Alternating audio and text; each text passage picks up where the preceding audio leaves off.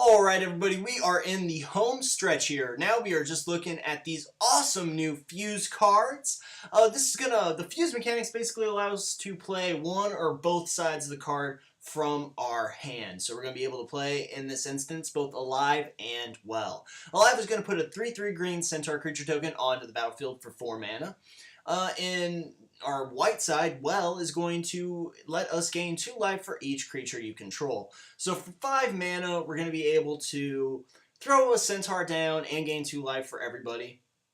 This one's pretty good. Obviously, it's in color, which makes it really awesome. These cards are pretty sweet because you're going to be readily available to cast this at any time. Well, obviously not super useful. It's sorcery speed just for the gain life, so I'm not too excited about that. Alive's going to give us the 3/3 Centaur, but it's also not instant speed. But put together, it's just a little too expensive to make this card worth it in my eyes. But the utility of having these split cards definitely makes them attractive because you do have different things that you can do. But both these being at sorcery speed and so expensive is really what makes this a little bit lackluster. Armed and Dangerous. Arm is going to, for 2 mana, give target creature +1/+1 and double strike.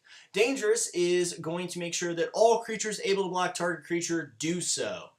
So for 6 mana, this is a removal spell. This is going to allow you to pretty much wipe your opponent's side with just 1 creature.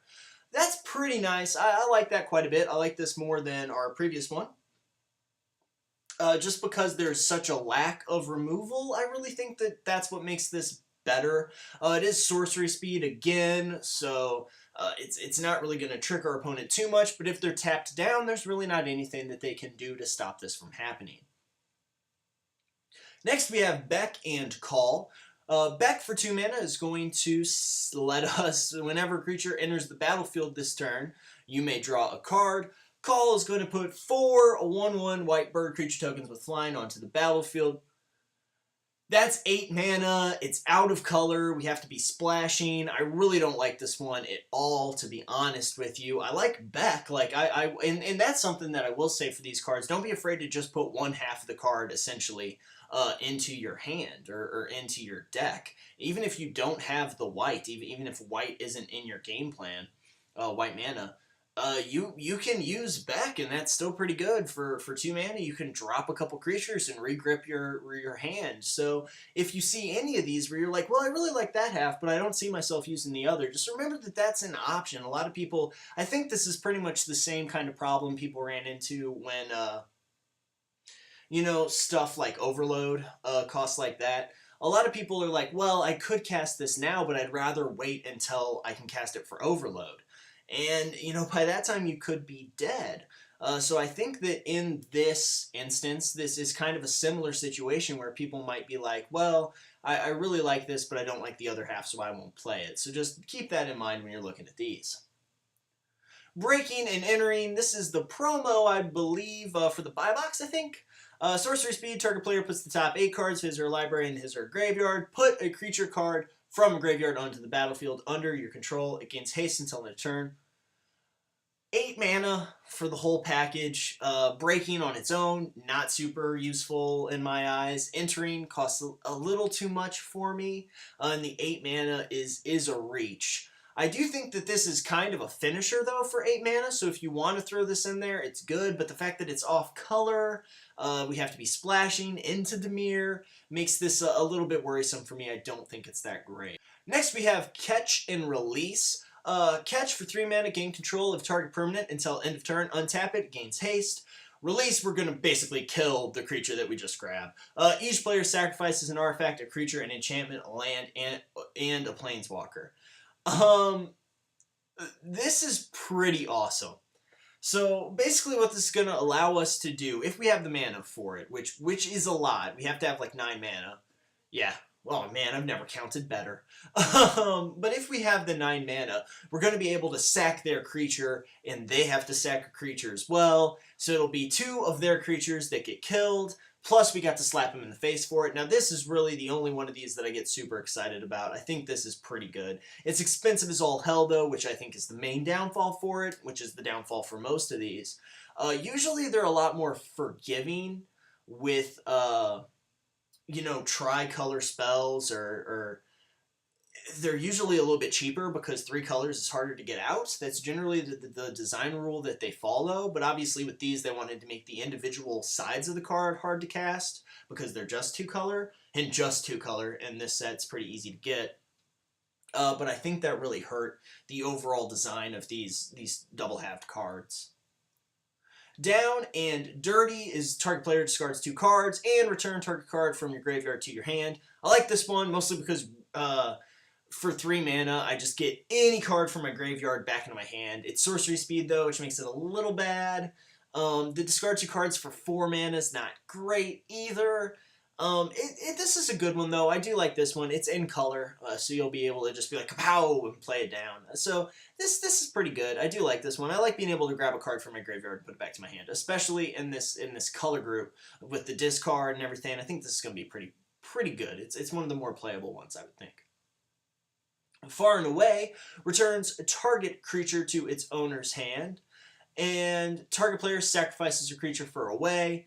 I like this one, to be honest with you. I really do like this one. This is what Dimir used to do. You know what I mean? Like, Dimir used to bounce back to your hand and make you discard a card. This bounces 1 creature back to their hand, and they have to sack the other one. It gets around hexproof, stuff like that. It's cheap. I really like this one. It's instant speed. It's everything I've been looking for in these. Plus, it's in color. I like that quite a bit. Flesh and Blood, exile target creature card from a graveyard. Put X +1/+1 counters on target creature where X is the power of the card you exiled. Blood, target creature you control deals damage equal to its power to target creature or a player. This is 7 mana. It's going to be a kill spell, I think, though, which makes this a little bit better. So I do like this one a little bit. 7 mana is a hell of a lot of mana. I just don't know if you have great chance of getting there. But the fact that this the thing that makes this insane is Blood. Because target creature you control deals damage equal to its power to target creature or player. The fact that you can attack in Blood Rush and then Blood on your second main is what makes this great. Like, I see myself putting Blood into a Grohl deck no matter what. Like, no matter anything about Flesh. I don't really care about Flesh at all. I think Blood is just a kill spell for Grohl. Give and Take, put 3 +1/+1 counters on target creature. Remove all +1/+1 counters from target creature you control. Draw that many cards for 6 mana. I actually like this one, surprising enough to say, because you can really just get really tricky with it as far as I'm concerned. Both sides are good. If they were instant speed, if Give was instant speed, they can't really have one be instant, one be sorcery, obviously, but I just, the put 3 counters on something for 3 is good to me, and to remove those counters from anything, like the fact that you could draw an insane amount of cards off this is what makes it really good, because on 6 drop, I need to refuel my hand so I have something to do next turn. The fact that this is going to give me +1/+1 counters is going to make me have a blocker, which can deal with whatever my opponent has. And Take is going to allow me to grab cards, from another creature, perhaps, and that way I'm able to stabilize a little bit more, and on my next turn I'm in a lot better shape. Next we have Profit and Loss, 5 mana. Creatures you control get +1/+1 until end of turn. Creatures your opponent control get -1/-1 until end of turn. I actually really like this, to be honest with you. I wish Loss was 1 less mana. I see what they were trying to do there. Obviously they don't want you to just be like kill spell. But I do really enjoy this. Instant speed, obviously, it's almost removal. It might as well be removal. So I do really enjoy that card. Zealous Persecution did both of these for 2 mana.